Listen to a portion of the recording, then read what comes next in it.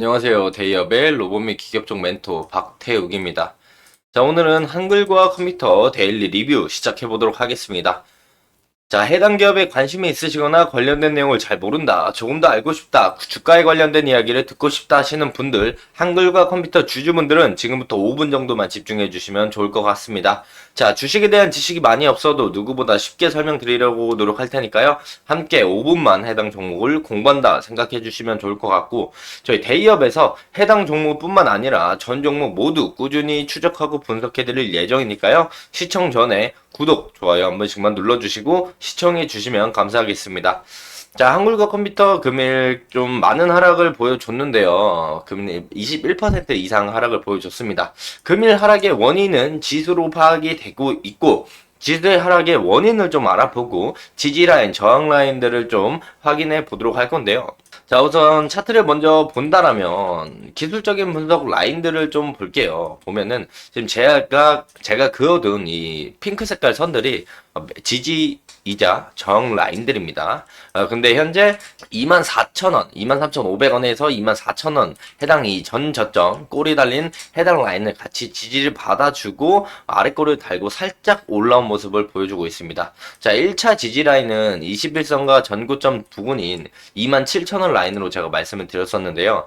금일 큰 이슈가 있다 보니까 큰 하락이 나오면서 아래꼬리를 달아줬다. 여기서 이제 그림들이 여러 가지가 나올 수가 있습니다. 추가적인 하락이 이런 식으로 나올 가능성이 있고요.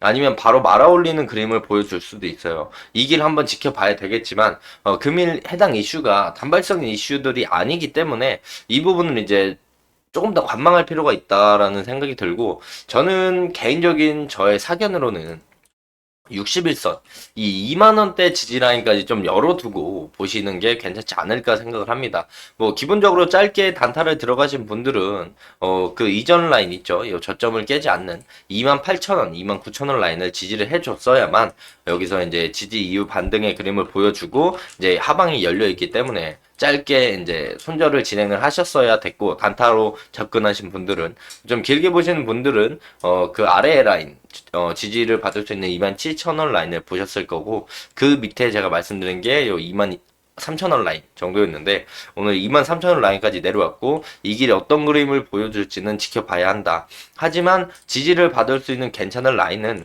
2만원대 61선 있고, 심리적으로 이제 지지를 받을 수 있는 딱 2만원, 이 가격대가 좀 지지받을 구간이라고 생각을 좀 하고 있습니다. 또한 2만원 라인이 이전 차트를 봤을 때 또 강한 저항 라인이기도 했고 지지 라인이기도 했습니다. 자, 이런 부분들을 참고해 봤을 때는 2만 원 라인이 좀 지지를 강하게 받아줄 수 있는 라인으로 생각이 된다. 이 2만 원을 이탈하면 16,500원 라인, 이전 이 추세 라인 저점까지도 한번 생각해 볼 필요가 있다라고 말씀을 드리고, 금일 이제 많은 매도세가 나온 건 외인 그리고 금투, 뭐 사모펀드 쪽이 매도가 좀 많이 나왔습니다. 이쪽에 매도가 많이 나온 이유는 뭐냐면, 지수를 먼저 짧게 볼게요. 지수를 보면요, 지금 코스피는 0.89% 상승을 해주는 모습이고, 윗골이 고가로 따져 본다라면 1.55%까지 갔었다. 그리고 코스닥을 보면요, 금일 마이너스 2% 넘게 하락을 했습니다. 이 코스피 코스닥이 이런 상반된 결과를 보여주는 이유는요, 바로 해당 내용이지 않나 싶습니다. 자, 해당 내용이 어떤 내용인지 좀 말씀을 드릴게요. 자, 미국 증시를 따라잡자 금융당국이 내놓은 계획들입니다. 어떤 내용이냐면, 이 앞쪽에 있는 비하인드 스토리부터 말씀을 좀 드릴 수가 있을 것 같아요. 자, 대주주 요건 완화. 우리 10억 원에서 연말에 50억 원으로 완화가 되면서, 연말에 해당 금액에 대한 부분이 이제 완화가 돼서 대주주 양도세에 대한 세금이 줄어들고, 그래서 장 막판에 주가가 크게 하락하지 않았던 그런 부분들을 볼 수가 있겠고, 여기서 이제 정부 관계자랑 당 관계자들이 부자 감세 프레임이 씌워져 있어서 표심을 잃을 것을 우려하여서 이제 결과적으로 그 주요 인사들 간의 협의점이 10억에서 50억이었다. 이렇게 보시면 돼요. 그 이후에 이제 금투세 폐지, 뭐 PBR 개선 등 자본시장 관련 정책을 쏟아내는데, 4월에 총선을 대비하고 이런 정책들을 쏟아내고 있다라고 우선 알고 계시면 되고, 그 PBR에 대한 이제 개선에 대한 부분을 좀 자세하게 말씀을 드릴 거예요. 자, PBR 1배 정책이라고 있는데, PBR 1배 관련 정책은 우선 일본을 벤치마킹 삼아 진행을 하는 겁니다. 자, 일본에서 PBR이 한 배 이상인 상장사의 주가를 끌어올리기 위해서 행동을 촉구했고 이를 이행하지 못할 경우 상장 폐지도 가능하다면서 이제 반강제적으로 해당 내용들을 부여하기 시작했습니다. 우선 PBR은 주가 순 자산 비율로서 국가 간 비교 지표로 많이 활용이 되고 있는데 현재 한국의 PBR은 0.9배, 일본은 1.41배, 미국은 4.58배로 이제 국내 기업이 보유한 순 자산으로 창출할 수 있는 가치가 일본과 미국에 비해 현재 낮다라는 뜻입니다. 즉 내가 1,000억을 가지고 있으면 이 1,000억으로 1,000억을 벌 수 있어야 PBR 1입니다.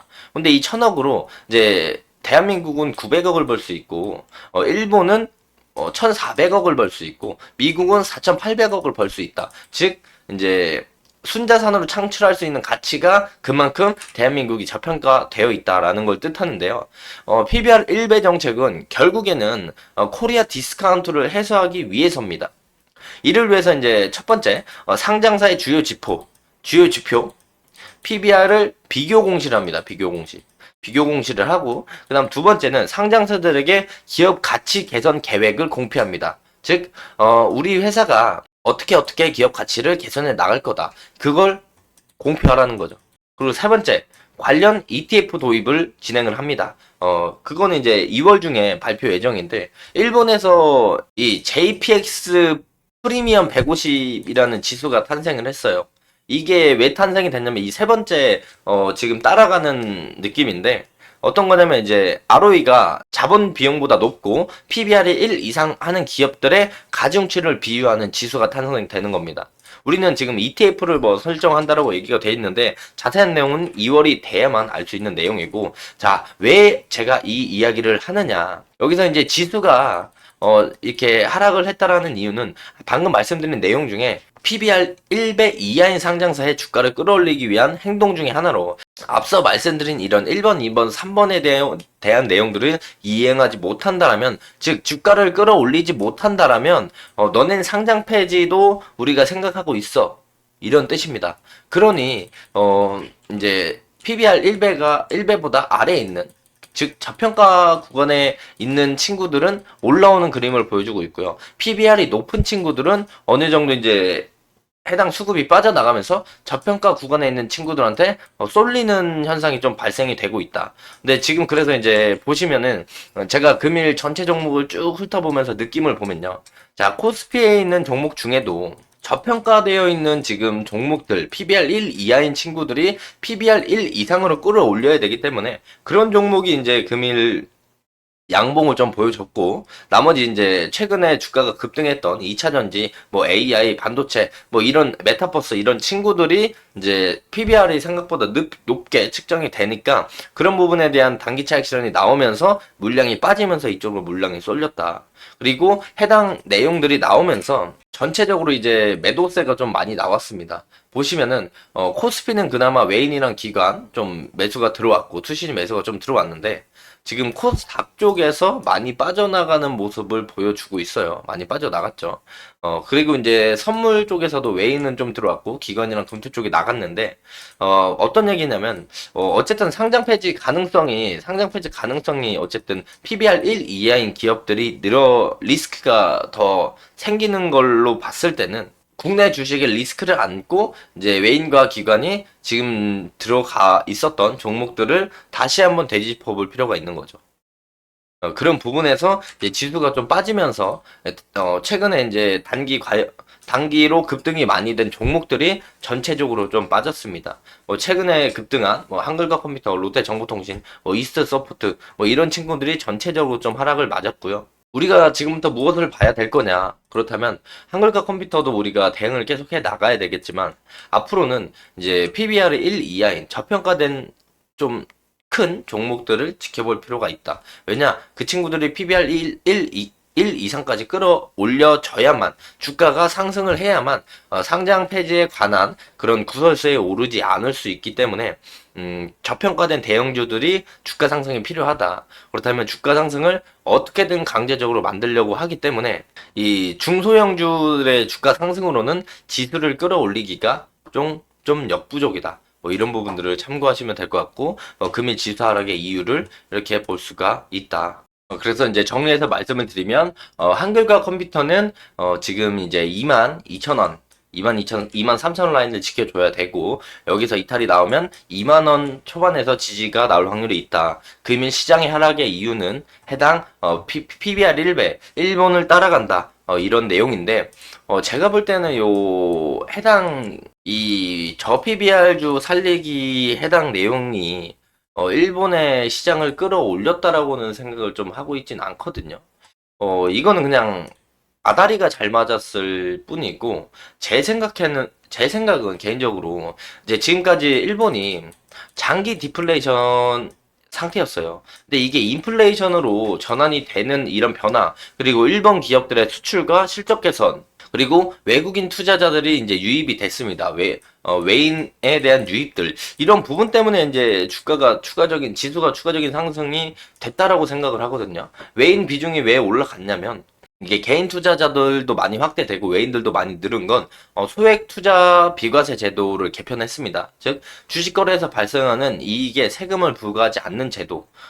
그래서 해당 부분에 대해서 개인 투자자들이 확대되고 자 외인들이 이제 중국 비중을 축소를 하고 일본 비중을 확대하고 있기 때문에 그 부분에서 이제 지수 상승 그리고 장기적인 디플레이션에서 인플레이션으로 바뀌면서 이런 세 가지 영향들이 더 클 것 같은데.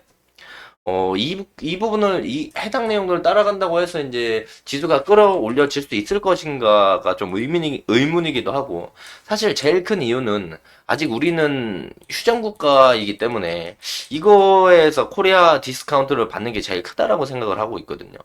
근데 해당 뭐 정책들이 과연 긍정적인 영향을 줄지는 앞으로 정책들이 이제 디테일하게 어떻게 나오는지를 좀 지켜볼 필요가 있을 것 같습니다.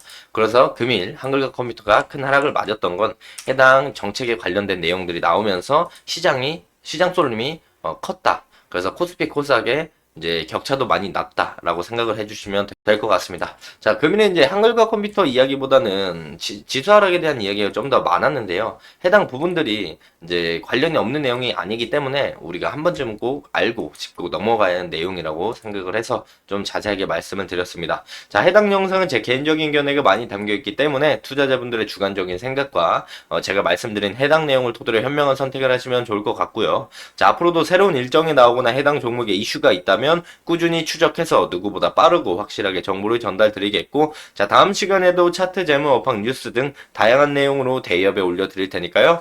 영상이 조금이나마 도움이 되셨다면 구독, 좋아요 한 번씩만 눌러주시고 응원의 댓글도 많이 남겨주시면 감사하겠습니다. 자, 오늘도 영상 끝까지 시청해 주셔서 감사합니다.